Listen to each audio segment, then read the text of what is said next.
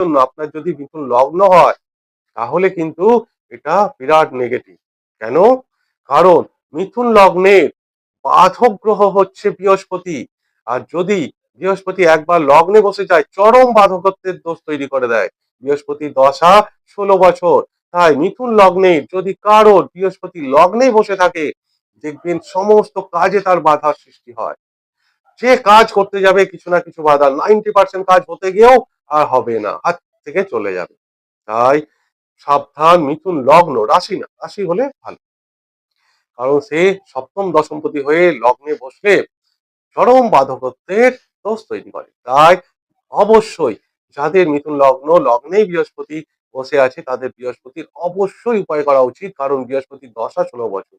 আর সে যদি বৃহস্পতির একবার দশা পেয়ে যায় সেই 16 বছর তার জীবনে চরম অন্ধকার নেমে আসে।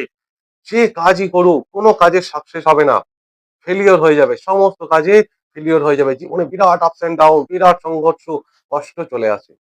এবং যদি আপনার মিথুন রাশিও হয়, যদি বৃহস্পতি কোনো কারণে নীচ হয়, বৃহস্পতি নীচ হয় মকর রাশিতে।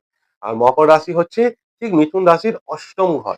তাহলে অষ্টম ঘর সব থেকে খারাপ ঘর, তার উপরে নীচ, সে কে? সে সপ্তম এবং দশমপতি, সেখানেও বিরাট নেগেটিভ রেজাল্ট দেয় বৃহস্পতি। তাদেরও কিন্তু বিরাট একটা উপায় করা উচিত বৃহস্পতি, না হলে জীবন অন্ধকার হয়ে যায়। যাই হোক, এটা আমি একটা আলাদা ভিডিও নিয়ে আসবো, বৃহস্পতি যখন রাশি পরিবর্তন হবে সেটা নিয়ে ব্যাপারটা, রাহুকে নিয়ে। তাই ভিডিওটা, রাহু ভাগ্যস্থানে, দেখুন ভাগ্যস্থানে রাহু ভালো ফল দেয় যদি তারা ধর্ম কর্মের সঙ্গে যুক্ত হয়, স্পিরিচুয়াল আধ্যাত্মিকতার সঙ্গে যুক্ত হয়। অর্থাৎ রোজ যদি তারা হনুমান চালিসা পাঠ করে। আমাকে এমনও কেউ বলেছে যে কেউ টানা 13 দিন হনুমান চালিসা সংকল্পের সঙ্গে পড়েছে, তাদের জীবন অটোমেটিক চেঞ্জ হয়ে গেছে। তাদের জীবনে যে কোনো বাধা আসুক না, স্বয়ং বজরংবলী এসে যেন সেই সেই বাধা থেকে উদ্ধার করেছে। মিরাক্কেল ব্যাপার, এটা বিশ্বাসের ব্যাপার, আমি বললে করবেন সেটা না। তাহলে নবম স্থানে এই রাহু আসলে তাদের ধর্ম কর্মের সঙ্গে যুক্ত হতে হবে। স্পিরিচুয়াল আধ্যাত্মিকতা, পুজো পাঠ, হনুমান চালিসা, সব থেকে বড় হচ্ছে বিষ্ণু সহস্রনাম।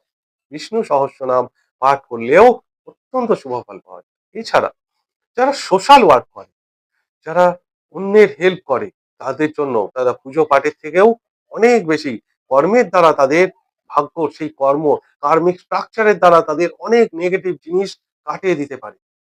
সেটাই রাহু যখন আসে তখন সোশ্যাল ওয়ার্ক, পুজো পাঠ, স্পিরিচুয়াল আধ্যাত্মিকতা, এই সমাজের দুস্থ মানুষদের, গরিব মানুষদের পাশে দাঁড়ানো, তাদের আপনার সাহায্য মতো হেল্প করলে রাহু এখানে ডবল বেনিফিট দেয়। কারণ